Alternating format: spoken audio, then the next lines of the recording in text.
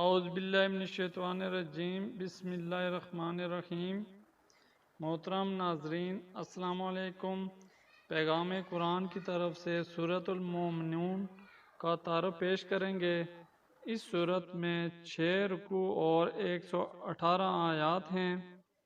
اس سورت کے شروع میں اللہ تعالیٰ نے وہ بنیادی صفات ذکر فرمائی ہیں جو مسلمانوں میں پائی جانی چاہیے۔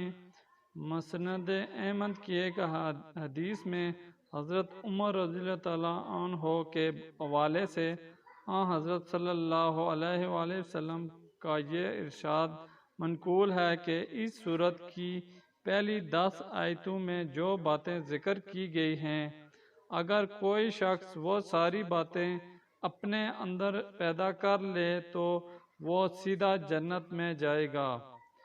اسی لیے اس سورت کا نام مومنون ہے، یعنی وہ سورت جو یہ بیان کرتی ہے کہ مسلمانوں کو کیسا ہونا چاہیے۔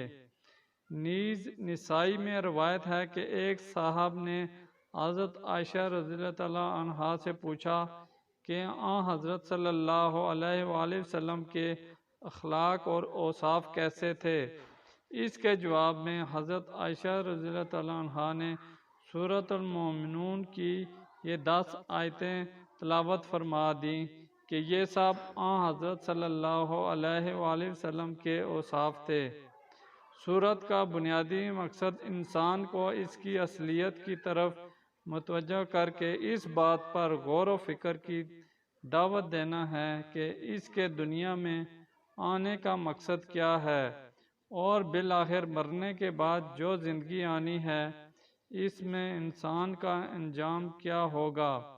اس کے علاوہ حضرت نوح علیہ السلام سے لے کر حضرت عیسیٰ علیہ السلام تک بہت سے انبیاء کرام کے واقعات اس صورت میں دہرائے گئے ہیں تاکہ یہ بات واضح ہو کہ ان سب پیغمبروں کی دعوت تواتر کے ساتھ ایک ہی تھی، اور جن لوگوں نے ان کا انکار کیا انہیں اللہ تعالیٰ کی طرف سے عذاب کا نشانہ بننا پڑا۔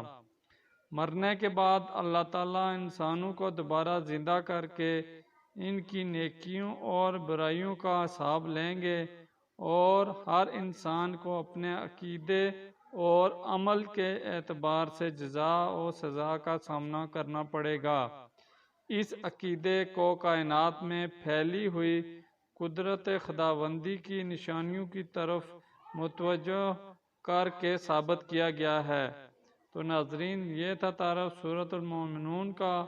انشاءاللہ پھر حاضر ہوں گے نئی سورت کے تعارف کے ساتھ۔ اجازت دیجیے، اللہ حافظ۔